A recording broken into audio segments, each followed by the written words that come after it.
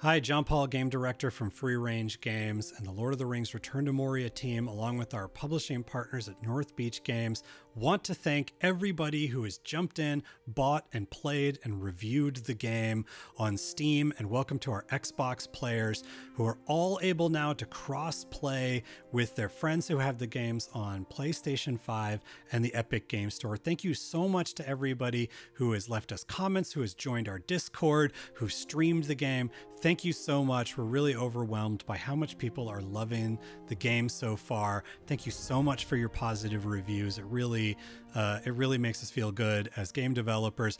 But we've seen all of the reviews and we know there is more to go. So we have been working hard at a patch to address some of the more common issues that we're seeing along with bugs.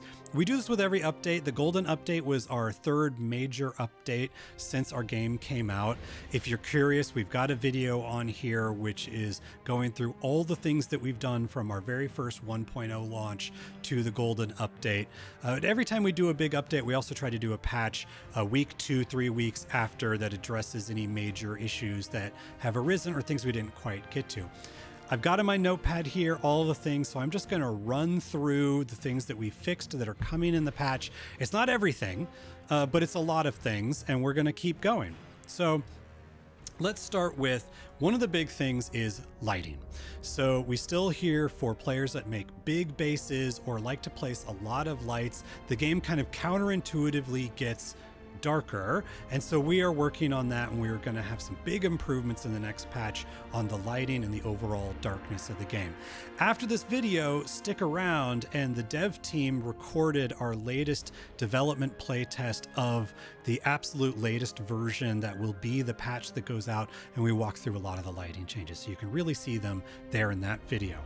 We've also been working on a lot of movement bugs, so if you see orcs sliding around or your dwarf sliding around or wolves acting a little bit of weird, we're working down a big old list of stuff and just chipping our way at fixing those. We've heard you on networking issues during crossplay, especially for our Xbox players in crossplay. We've got some fixes for that. We've got some really awesome Mithril weapons that are in sandbox mode. We're going to bring those over to people that finish the campaign, so you can have all the awesome Mithril weapons. The Nograd armor set that was not in there is now in there, so that's some new content. We found some bugs where your singing voice can change. We've got those fixed. As the person that did a lot of the writing on the game, I'm sorry for some of the typos and misspellings. We're working through and fixing those. We've heard some players are seeing white screens on the cinematics in case you don't have the right video codec. We've got some fixes on that with a more common codec, but we also want to make sure that the Steam Deck videos work. So that's going to be happening in the next update. We've also got some tweaks to the feel on the Steam Deck controls.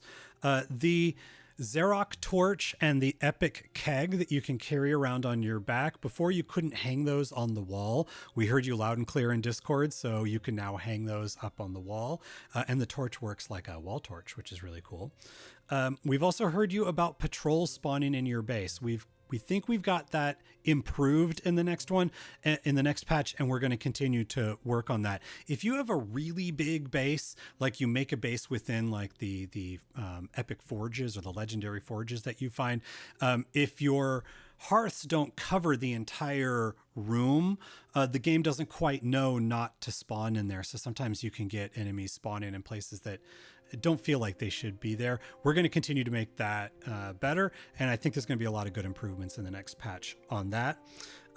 We also heard you loud and clear that first Orctown is just too dang hard to find. We've heard that for a while. We are taking another stab at making it easier to find for players, and that involves maybe not making you have to look up quite so much to find the entrance. And we found a couple of weird red herring entrances that we're fixing. So that first Orctown we're hoping will be a lot easier to find. There's a lot of other things we're investigating. We can't promise that we're going to fix all of them, but things with people's stuff falling off of cliffs and not being able to get them. We're looking at sometimes the mouse button doesn't work when you're attacking. We've got some fixes and some investigations. There is so much more.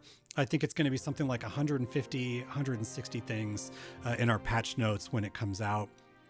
So for those of you who are wondering, yes, we are absolutely actively working on the game. We are listening to feedback. We read almost all the Steam reviews. We read your comments in the community posts on Steam.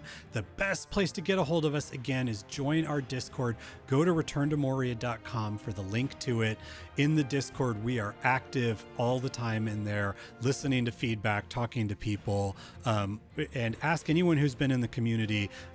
Every one of our updates, we try to make sure there are so many things in there that are straight from our community wish list. So thank you so much. And now we are going to show about 30 minutes of the dev team play testing the newest update that is coming up very soon.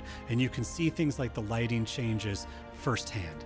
So thank you very much. And yeah, we really appreciate your support.